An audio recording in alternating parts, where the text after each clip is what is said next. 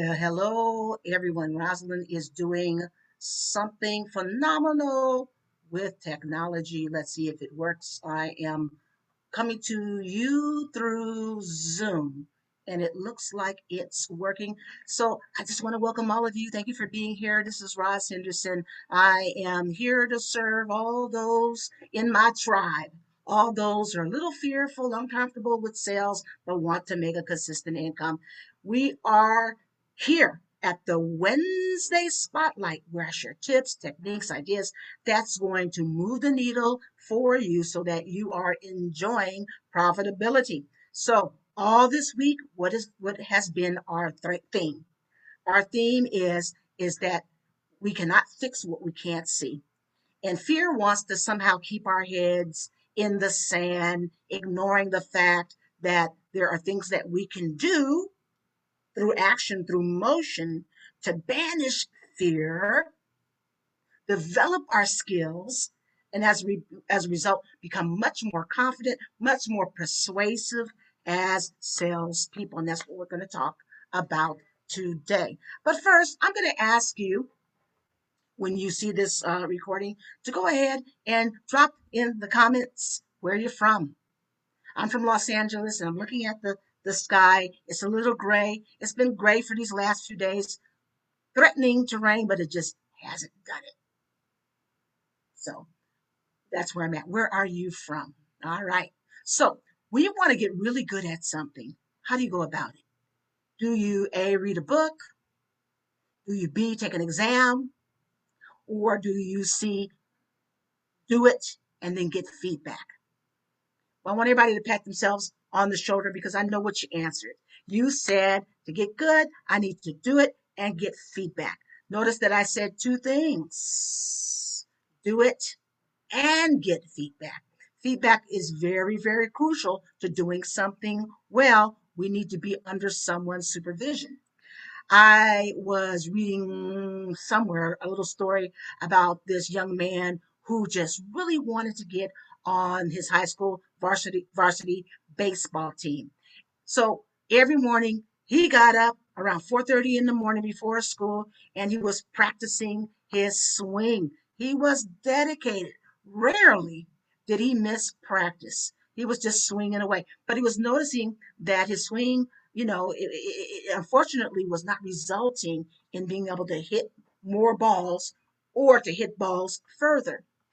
There was a neighbor who had been watching this young man who I'll call Tim. Tim for months. He was on the porch, probably rocking, taking a look at this young man.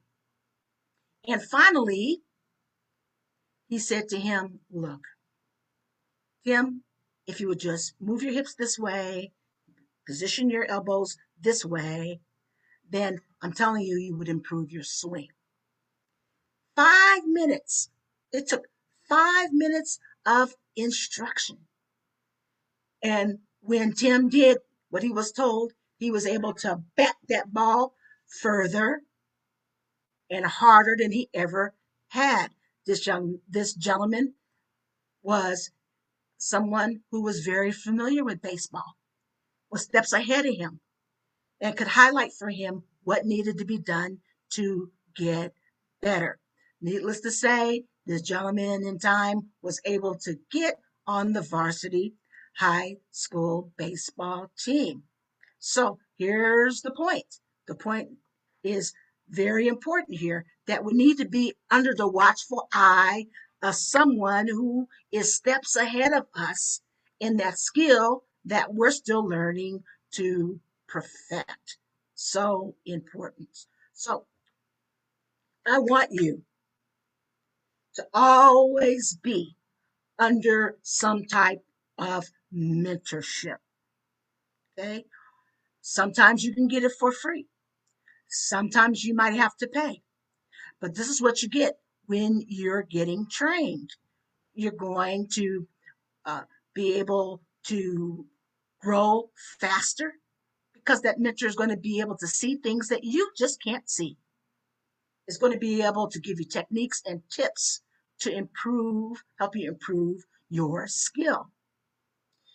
This person can also begin to model behaviors and attitudes that's going to help move you closer to being good at a skill.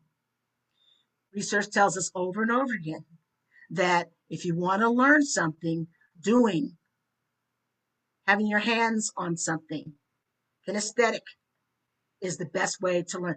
Doing it and getting feedback so you can get better. And also that mentor could give you some resources, hand-picked resources. There's lots of things out there, but hand-picked resources that is going to be relevant to helping you be the very best person that you can be. This is all the things that you get from a mentor. Of course, having someone steps ahead of you is to help you is important. Even better is an expert, someone that you vetted, someone that you looked at for some time. You may even want to talk to some of this coaches, some of the this coaches, some of the past clients to see if they really did get the results that was being advertised. You want to do that, but I'm telling you, when you find the right mentor or a coach, that person can help you catapult to another level that maybe you just didn't even know you could hit. Let's be truthful here. Success never happens in a vacuum. I'll say it again. Success happens when we're connected. You want to advance yourself faster with less stress, less frustration, then connect to a mentor. But for today, I want you to experience a quick win. Okay? A quick win. So, my suggestion to all of my entrepreneurs out there who are a little skittish when it comes to sales, I want you to couple yourself with maybe a business buddy, find a mastermind group. And what are you looking for? You're looking for a safe place to learn where it's judgment free, okay? Where there's encouragement, where you get good feedback that's going to, again, just catapult you, move you a little faster along the path of becoming more skillful. And that's what we want you to do. Now, I want you to, just for a second, for those who are just feeling trapped by fear, I want you to know that fear just presents all kinds of illusions. It wants us to keep our head in the sand like an ostrich because out of sight is out of mind. Or you might even fear feedback because, boy, if you really saw the areas in which you need to improve, you just know you're going to be overwhelmed and feel more anxious. I'm telling you, fear will tell all these gigantic stories. And what I want you to do instead is embrace the truth. I know you may not feel it at the moment, but then nevertheless, just really embrace the truth because Rosalind said it that fear diminishes. Say it after me. Say fear diminishes. I'm listening. Fear diminishes when you take action. When you take action, fear begins to diminish, it dissolves, it wanes. So that's why we're taking action. So you found a business bestie who maybe is really good at sales, is further than you are. Maybe you found two. Then I want you to be able to schedule at least monthly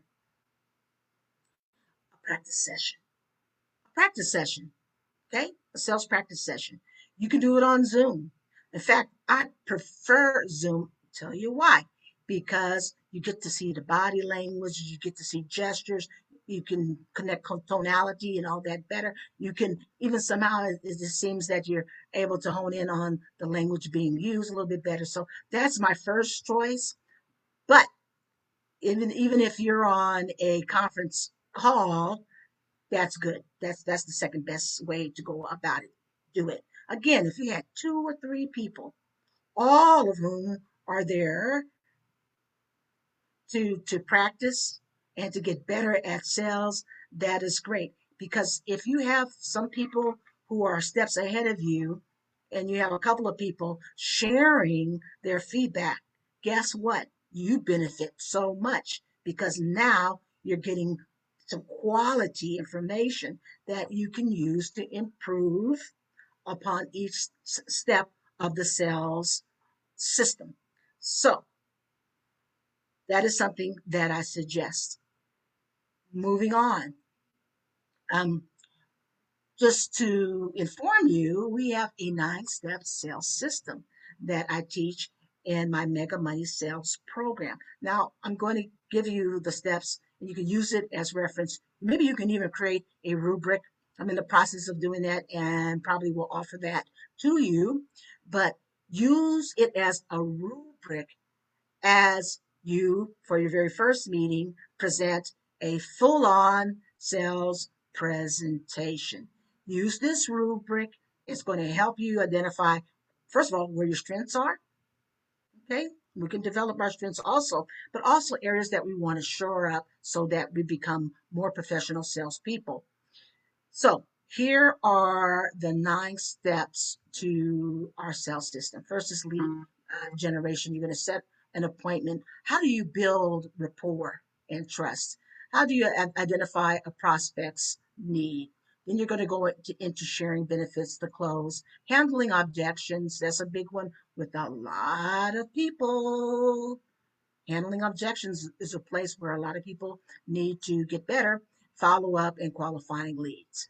So I'm going to share just a very few ideas, okay, that's going to help you. You're the person who's giving feedback. These are some areas that you can look at. Here goes a few questions and ideas that you can pursue in some different areas of sales. Let's talk about lead generation. If someone's struggling in that area, they are wanting to produce more ideal quality leads, then you're going to probably begin to brainstorm with that person. How can you find some other avenues to generate leads?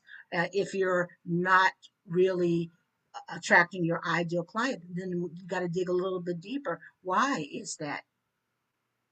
Here's one hint, is that you attract who you are. You attract who you are. Okay, that's an area of discussion. And so maybe this person also needs to state a number of leads that they want to generate per week. Okay. So when it comes to setting appointments, for instance, how can you sell the sizzle to an appointment so that someone actually books one with you and shows up? Okay. Questions to ask. All right. Now we're going to rapport. How can you build commonality with a prospect so that their resistance goes down a little bit and so that they can really hear you? How can you establish that you care? What kind of methods can you use more so than the current ones that you're using? Okay, those are questions that the person who is giving feedback can ask. Okay, so now we're into probing questions. This is a very important part of the sales process because we have to understand a person's pain. And guess what? I think it's really important for the prospect to understand the losses that they're dealing with as a result of staying and living with a problem. So the better questions that you can ask to really go deep and unearth that, the better.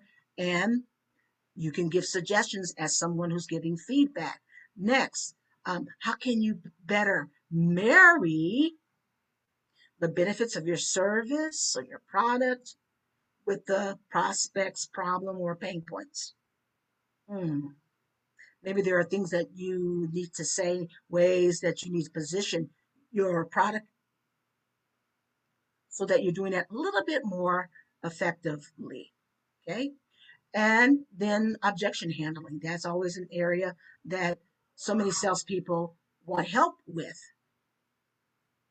We want to be able to be prepared as we go into a sales presentation. So where can you find, or what's some additional ways in which you can build confidence in handling whatever question that a prospect has? Perhaps you can, with your, together, come up with some better responses to whatever objections you often find in your industry. All right. And then ways to close a prospect. You want more than one or two ways. You want to have a good 5 or 6 ways to close a prospect. How can you strengthen your offer? What's the missing components in your offer? What can you add to make it more powerful and to give it more punch, to create a sense of urgency? All those things. How are you presenting your features? Is there a better way to present your features so that it is clear to the prospect what they are getting when they buy your system? Okay, so these are some areas. There's a lot more that I could add to this list, but at least this gets you started analyzing each other's presentations. Okay, um, and again, this is so important. And once you begin to isolate different areas of the sales process that might need improvement, I am going to suggest that this not be a one-off, that you meet with your best buddies, or you meet in a mastermind group at least once a month. At this point, you could maybe isolate an area that you really, really, really, really, really want to work on for the next couple of months. That could be in lead generation, or it could be how to handle a prospect's objections. Okay, so first, you're going to give the full presentation so that your business buddies can see exactly where you might need a little extra help. And then you can go ahead later on, once a month, having these recurring practices, mock sales presentations, where you're focusing and isolating on one aspect of the sales process. Whoa, can I just say that with this focus on improving your skills, that it's going to register. It's going to register. You're going to find yourself bit by bit getting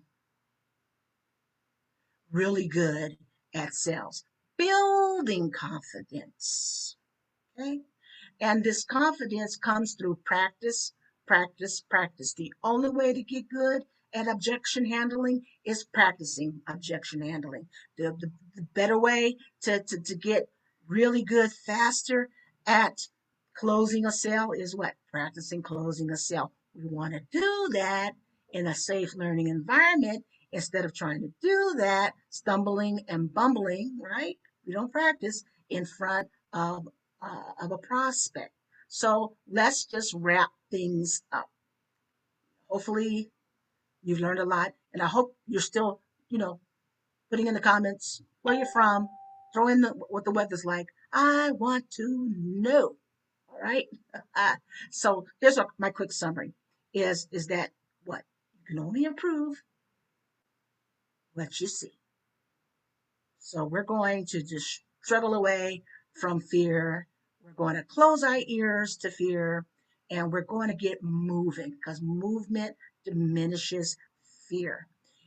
We're going to find a mentor, someone who is several steps ahead of us in sales.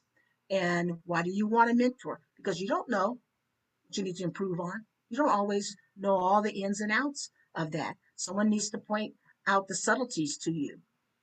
That person also can share from their experiences techniques and tips that actually work to improve your skill level. And that person, again, can model, right, some behaviors and thinking that's going to help you show up more confident, more persuasive, and more professional as a salesperson. Sometimes we need to see that model. We need to be able to taste qualities that we're still trying to develop. Okay? And that's what you get when you're in this kind of relationship. Also, this mentor can point out the best relevant resources that you need to take advantage of to inch you towards being the best salesperson that you can be. All the tips that you're going to get, all that you're going to get in this feedback relationship. It's going to save you time. It's going to save you energy. It's going to actually increase your ability to close more business. Remember, we want a consistent income. And with that said, of course, the very best situation is to have an expert eye on you as you're developing your sales skills because it's about nuance. It's about the art of sales. You want to grow even more rapidly. You want to become even more of an expert. Then you will need to know and understand how to interweave best practices, how to shift your mindset. Okay, so you are catapulted to a financial goal that you maybe didn't even know you could reach, but with experts' help, you can. So I want you to schedule a discovery call with me. That's what I'm asking you to do so you can get that expertise, so you can get that help. And this discovery call, I think, is so worth it because what we're going to do is one, identify where you're bottlenecked when it comes to sales, give you a solution, and you're going to learn what it is to work with Rosalind Henderson. Oh, you'll love it. So all I'm asking you is to simply DM me and say, yes, I'd like to set up a quick discovery call with you. Yeah. So again, set up your discovery call now. You're ready to move from barely getting by to creating a consistent income. Then you need to take the steps, break out of that fear. Remember, take action. Action is going to diminish fear. Absolutely. Every time. Set up your discovery call. Learn where you can improve in the sales process. Get a solution. And once you get that solution, you'll be a little bit closer to being an expert in sales. Learn how it is to work with me. Again, what do I want you to do? I want you to go to the DMs right now. Look for Rosalind Henderson. I'm there. And let's work together. Until next time, everyone, peace and blessings. Bye bye for now.